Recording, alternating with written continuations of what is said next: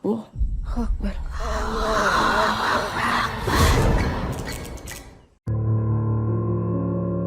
Assalamualaikum warahmatullahi wabarakatuh. Selamat datang kembali di channel cerita horor Bendy Story. Terdengar dari kejauhan suara deru sepeda motor tua menembus gelapnya malam, memecah kesunyian malam. Semakin lama suara deru motor tersebut semakin terdengar jelas. Tampak dari kejauhan seorang pemuda mengendarai sepeda motor tua berwarna hitam. Saat itu udara terasa sangat dingin menusuk tulang. Suara-suara binatang malam mulai putar dengar bersaut-sautan mengiringi malam itu. Tiba-tiba terdengar suara petir menggelegar dan udara berhembus semakin dingin. Dan tak lama kemudian air hujan pun turun membasahi bumi. Semakin lama hujan semakin deras. Andi, nama pemuda yang tengah menaiki sepeda motor itu, kemudian memacu sepeda motornya dengan kencang agar tidak kehujanan. Andi berharap ada rumah yang bisa disinggahi untuk berteduh. Dari kejauhan, Andi melihat samar-samar terlihat sebuah rumah yang masih menyala lampu terasnya. Dengan hati yang agak tenang, Andi menuju ke rumah tersebut. Dalam hati ia pun bersyukur ada rumah yang masih bisa untuk disinggahi. Tak lama kemudian sampailah Andi di depan rumah yang berwarna putih tersebut. Andi pun membelokkan motornya masuk ke dalam halaman rumah tersebut. Andi segera turun dari motornya dan dia pun berjalan menuju ke teras rumah tersebut, berharap ada tuan rumah yang baik hati yang memperbolehkannya untuk sekedar singgah dan berteduh untuk sementara. Saat itu Andi tak berpikir macam-macam. Andi mendengar samar-samar di dalam rumah ada suara dua orang wanita yang sedang berbincang-bincang. Andi kemudian mengetuk pintu rumah tersebut.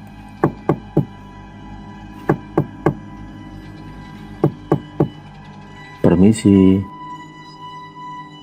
Tak lama kemudian pintu pun terbuka dari dalam. Dan betapa kagetnya Andi saat ia melihat seorang wanita cantik berdiri di hadapannya. Ia pun tertegun dan tak menyangka malam itu ia akan bertemu dengan seorang wanita cantik dalam perjalanannya. Andi hanya bisa menelan air liurnya. Wanita cantik itu kemudian mempersilahkan Andi untuk masuk ke dalam rumahnya. Tanpa pikir panjang lagi, tanpa basa-basa lagi, Andi segera masuk ke dalam rumah tersebut. Pandangan mata Andi tak pernah lepas dari sosok wanita tersebut. Dalam benaknya, baru kali ini ia bertemu dengan sosok wanita yang begitu sempurna kecantikannya, yang belum pernah ia temui dan jumpai sebelumnya.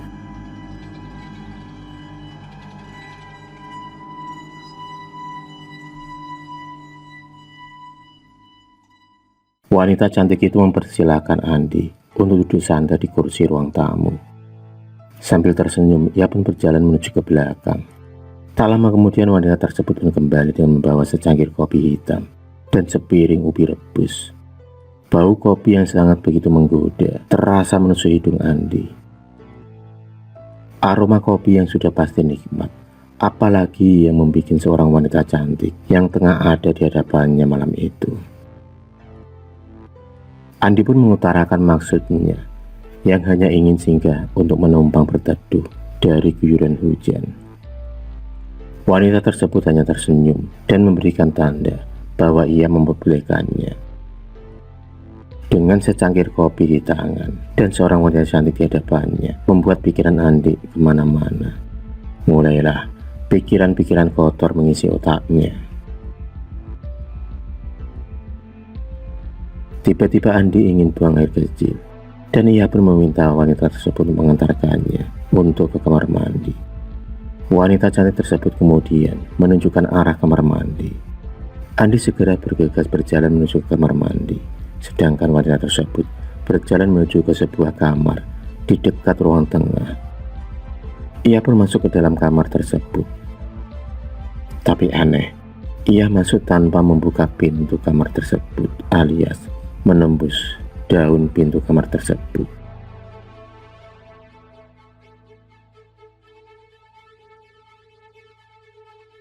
Andi yang telah selesai ritual di kamar mandi, dengan enteng dan lega, ia pun berjalan meninggalkan kamar mandi. Selangkah demi selangkah ia berjalan ke depan, hingga tiba di ruang tengah. Ia melihat sebuah pintu yang terbuka separuh. Ia pun penasaran, siapa yang ada di kamar tersebut. Dengan pelan, ia pun melangkah dan mendekati pintu kamar tersebut.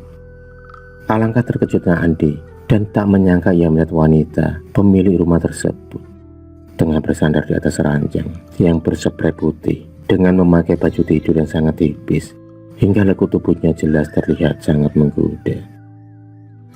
Rambut yang terurai panjang, wajah yang sangat cantik dan bodi yang aduhai membuat mata Andi tak berkedip memandangnya. Tanpa disadari air liurnya pun menetes dari mulutnya.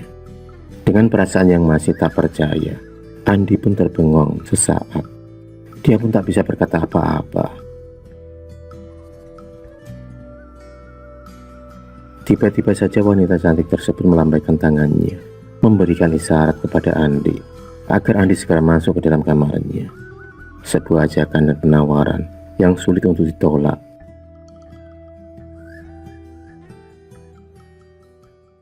Seperti kena pelet, Andi pun langsung saja menyambut kode keras wanita cantik yang ada di hadapannya. Dia segera menghampiri wanita tersebut di atas ranjangnya. Kecantikan dan kemolekan tubuh wanita cantik tersebut sungguh sudah menghipnotis Andi. Di luar suara hujan masih terdengar deras. Udara malam yang dingin menambah suasana malam itu semakin syahdu untuk berduaan. Dengan iringan air hujan dan suara-suara binatang malam yang bersaut-sautan memecah kesunyian malam itu. Mereka berdua tenggelam dalam gelora yang membara. Pertemuan yang baru sesaat namun sudah menggetarkan hati Andi. Andi yang memang terkenal sering gonta-ganti pacar tersebut sudah tak canggung lagi untuk berduaan dengan wanita yang tengah bersamanya. Entah sudah berapa lama mereka memadu kasih di kamar tersebut. Andi sudah tidak memikirkan apa-apa. Yang ia pikirkan hanya menikmati malam tersebut bersama wanita tersebut dengan bersenang-senang.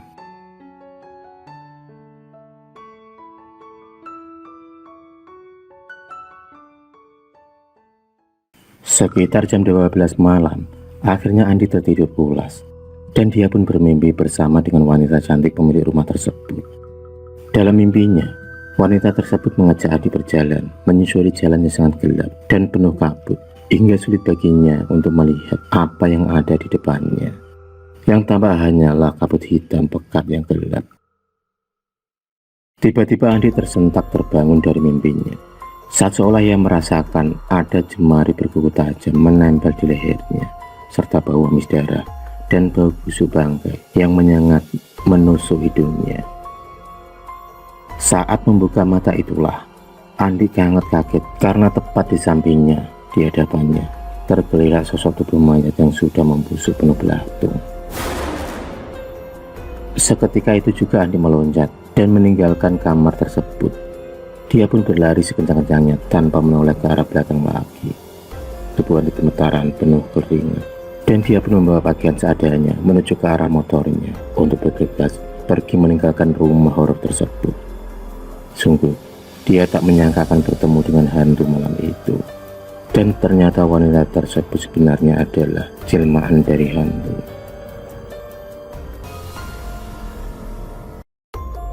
Andi pun menaiki motornya dengan kencang. Dia meninggalkan rumah tersebut. Jalan malam mulai ditembusnya. Saat itu hujan mulai reda. Dengan ketakutan, Andi tetap memacu sepeda motornya.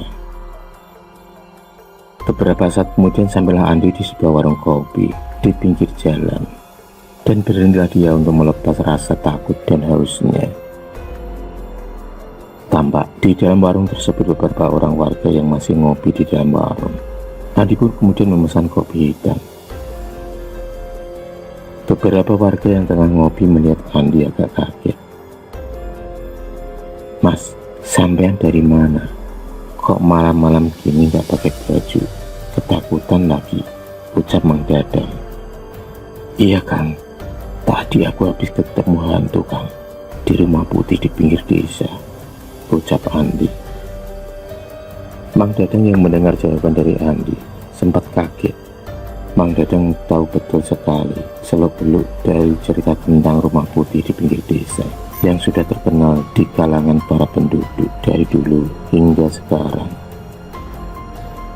Banyak cerita misteri yang terjadi di sekitar rumah tersebut.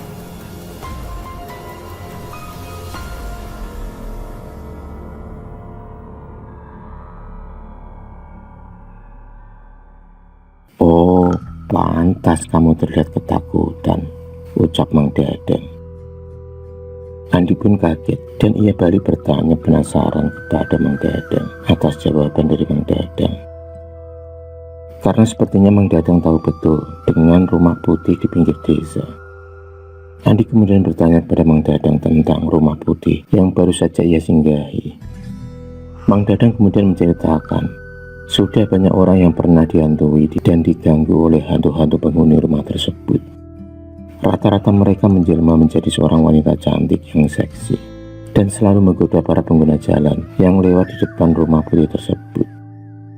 Rata-rata yang pernah diganggu adalah kaum laki-laki. Sering juga orang melihat penampakan sosok nenek tua di sekitaran rumah putih tersebut. Biasanya nenek tua tersebut terlihat berjalan mondar-mandir di depan rumah. Usianya mungkin sudah sangat tua, itu terlihat dari keriput di seluruh tubuhnya. Ada juga penampakan seorang wanita muda seperti nona-nona Belanda yang kemudian tiba-tiba berubah menjadi sosok hantu yang menyeramkan, berwajah pucat dan penuh belatung.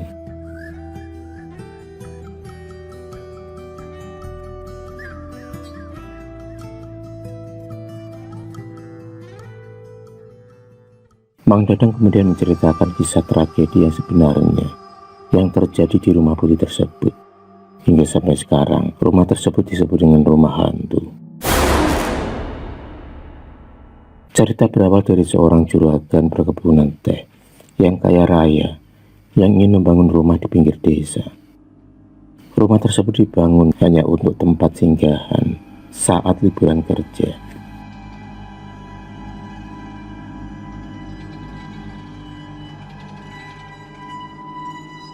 Proses pembuatan rumah itu sendiri menghabiskan dana yang sangat banyak dan beberapa kali menelan korban tewas saat proses pembangunan rumah tersebut.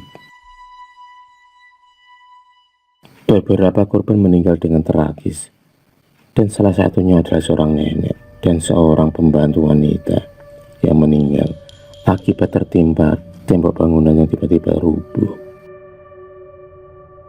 Setelah beberapa waktu kemudian, proses pembangunan rumah tersebut pun akhirnya selesai. Dan rumah tersebut akhirnya diberi cat berwarna putih semua. Rumah yang bergaya kolonial Belanda terlihat sangat mentereng dan mewah. Cat putih di seluruh tembok bangunan tersebut membuat rumah tersebut semakin elegan dan mewah.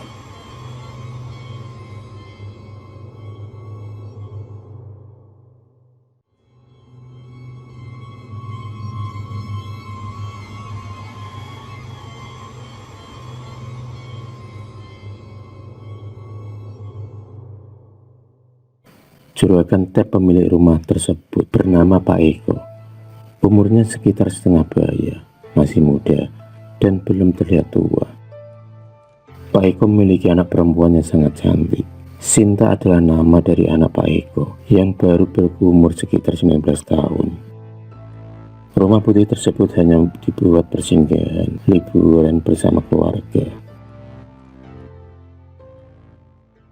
2 bulan sekali Pak Eko, istri dan anaknya akan selalu mampir ke tempat tersebut.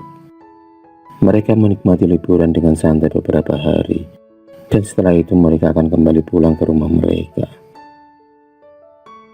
Rumah yang jauh dari rumah penduduk membuat mereka tak banyak kenal dengan para penduduk. Hanya sebagian saja yang mereka kenal. Hari berganti hari, dan waktu pun terus berjalan. Dan suatu hari, Sinta berpapasan dengan seorang pemuda ganteng dan menawan. Saat itu Sinta sudah berusia sekitar 21 tahun. Mereka berdua pun akhirnya berkenalan. Dan dari situlah akhirnya benih-benih cinta mereka berdua tumbuh dan berkembang. Bunga-bunga cinta mulai bersemi di antara mereka.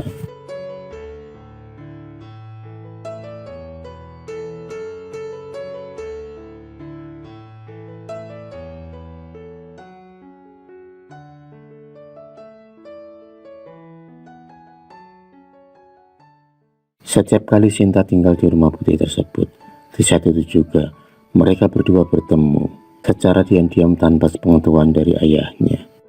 Hubungan cinta mereka berdua semakin erat. Sudah tak ada jarak di antara mereka, dan seperti dunia hanya milik mereka berdua.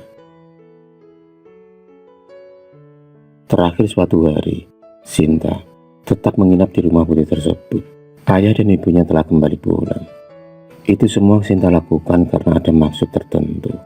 Ia berani tinggal sendirian di rumah tersebut. Hingga suatu malam Sinta melakukan hubungan yang terlarang. Dan kejadian itu berlanjut di hari-hari berikutnya. Cinta sudah membutakan mereka. Pemuda desa itu hanya sekedar memanfaatkan cinta Sinta. Ia mengandalkan ketampanannya untuk merayu gadis-gadis yang ditemuinya, termasuk dengan Sinta. Apalagi saat tahu kalau Sinta tengah hamil, hasil dari perbuatan mereka berdua. Sinta pun meminta pemuda desa itu untuk bertanggung jawab. Namun pemuda desa itu menolak permintaan dari Sinta, karena dia ingin hidup bebas. Dia tak mau terikat dengan namanya pernikahan.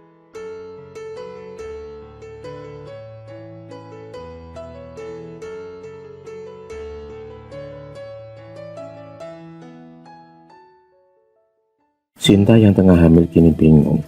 Sinta takut ayahnya nanti akan tahu semuanya. Setiap hari Sinta tambah murung dan sedih.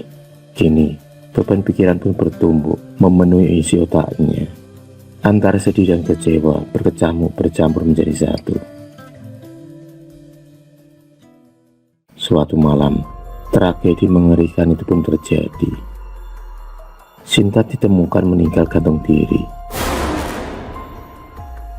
Disinyalir Sinta stres dan bingung, hingga memutuskan untuk mengakhiri hidupnya dengan cara seperti itu.